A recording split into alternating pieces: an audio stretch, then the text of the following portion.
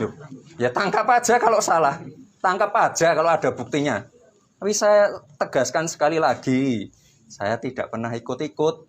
Nggak pernah yang namanya ikut merekomendasikan, memerintah atau apapun itu.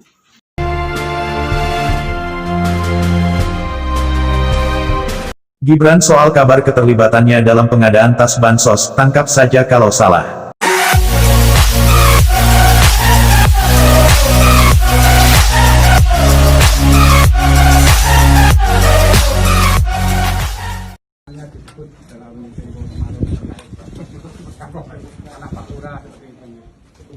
Itu nggak benar itu. Saya itu tidak pernah merekomendasikan atau memerintah atau ikut campur dalam urusan bansos ini, apalagi merekomendasikan goodie bag. Nggak pernah seperti itu. Itu berita yang tidak benar. Ya nanti silakan aja di cross check ke KPK, cross check ke Sritek. Kayaknya pihak Sritek juga sudah mengeluarkan statement. Jadi yaitu berita-berita yang tidak benar dan tidak bisa dibuktikan. Ya kalau mau korupsi kok kenapa korupsinya baru sekarang, enggak dulu-dulu? Enggak, saya enggak pernah seperti itu. Kalau pengen proyek ya proyek yang lebih gede, PLN, Pertamina, jalan tol itu nilainya triliunan. Saya enggak pernah seperti itu, apalagi ikut campur seperti itu. Silahkan nanti di cross check aja ke pihak Sritek, ke KPK. Saya nggak pernah yang namanya ikut campur seperti itu. Sumber dana kampanye selama ini dari mana aja? Loh, kan bisa dicek sendiri. Bisa dicek semua. LHKPN, dana kampanye, semuanya bisa dicek online. Silakan nanti cek ke Bu Roro. Kita nggak pernah ada yang namanya ditutup-tutupi. Bon? Langkah selanjutnya, langkah. Agar tidak salah paham, sebaiknya tonton hingga selesai, dan terima kasih sudah mendukung channel ini. Gibran Rakabuming Raka, terkesan santai merespon kabar yang baru ramai di Twitter dengan tagar tangkap anak Palura, yang menyebut bahwa dirinya diduga terlibat dalam pengadaan tas, tepatnya goodie bag dari Kemensos, yang melibatkan PT Sritek sebagai penerima order pesanan dari Kemensos tersebut. Gibran memang mengaku kenal dengan Juliari Batubara, Mensos yang belum lama diberitakan tersangkut kasus korupsi terkait dana sosial. Tetapi belum pernah bertemu langsung dengan sosok Juliari.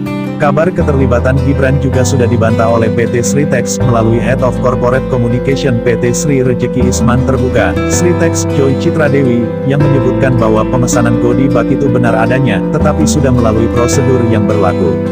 Mengetahui adanya berita tersebut, yang rasanya masih ada korelasinya dengan kemenangan Gibran Rakabuming Raka, dalam Pilwalkot Solo pada tanggal 9 Desember tahun 2020, dengan sasaran untuk membusukkan nama Gibran sebagai calon wali kota Solo, yang akan resmi menjabat pada tahun 2021 nanti. Namun, saya sih tidak terlalu heran atau terkejut, karena keluarga Jokowi memang selama ini termasuk sangat sering diserang berita-berita miring, dengan tujuan agar masyarakat ikut memberi framing negatif pada keluarga Presiden RI tersebut.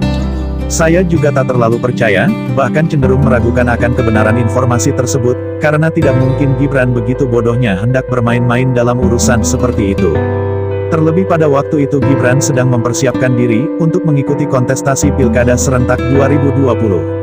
Saya justru lebih penasaran dengan respons Kaesang Pangarep, yang selama ini juga dikenal sebagai pengguna aktif media sosial Twitter. Kecil kemungkinan, Kaesang tidak mengetahui berita yang sedang mengarah pada framing negatif terhadap kakak Gibran. Tetapi mungkin saat ini Kaesang baru berpikir komentar atau cuitan apa yang pas, tepat sasaran, tanpa meninggalkan ciri khas Kaesang, yang kerap membuat para hatersnya di Twitter mati kutu, dengan cuitan-cuitan ajaibnya di sana. Akhirnya, ya kita tunggu saja bagaimana kelanjutan cerita itu. Saya yakin selain kebenaran dari berita yang terkesan asal nuduh itu, ke depan publik akan dibuat terkejut dengan berita-berita lain, yang mengarah pada keluarga Presiden. Kalau saat ini sasarannya adalah Gibran, besok bisa jadi akan mengarah pada Bobi, yang kabar kemenangannya bersama Aulia di Pilkada Medan 2020, masih akan digugat melalui MK oleh Akhyar Salman. Bukan tak mungkin, ke depan akan mengarah juga pada Kaesang, Ibu Iriana Jokowi, atau malah Jan Etes, yang belakangan agak sepi beritanya. Bagi kelompok yang tak senang dengan keluarga Presiden, rasanya mungkin sehari saja tidak mengucapkan sesuatu yang buruk, tidak berkomentar sinis atau miring, mungkin mulutnya akan terasa pahit, jari jemarinya merasa gatal, tidur pun rasanya tanyanya. Akan tetapi, kalau sekadar tuduhan kecil begitu, rasanya belum cukup kuat untuk membuat keluarga Presiden Jokowi kelabakan atau kebakaran jenggot.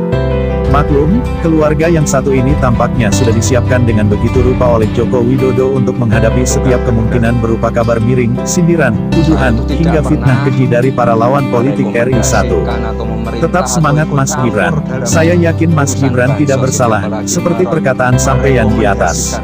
Apalagi kalau para haters Presiden Jokowi sudah berhamburan berkomentar terutama dari PKS jika sudah keluar statement terkait Gibran, saya sudah tahu yang mana kebenarannya. Cross check ke